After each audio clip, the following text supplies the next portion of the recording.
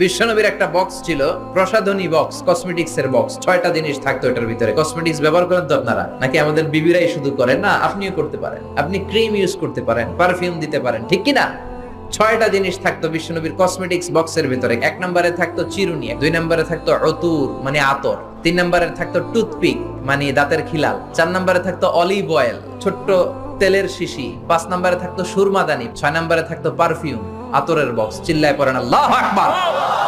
বিশ্বনবী যেখানে যেতেন সাথে সাথে এই ব্যাগ আছে না নাই?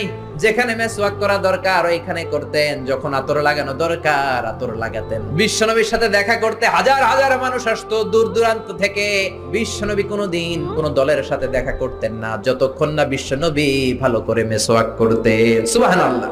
আবার মা এসে বলতেন, বিশ্বনবী ঘরে ঢোকার পরে বিশ্বনবীর প্রথম আমল ছিল মেসওয়াক করা। ভালোভাবে মেসওয়াক না করে কোনোদিন কোন বিবির সামনে বিশ্বনবী কথা বলতে বসেন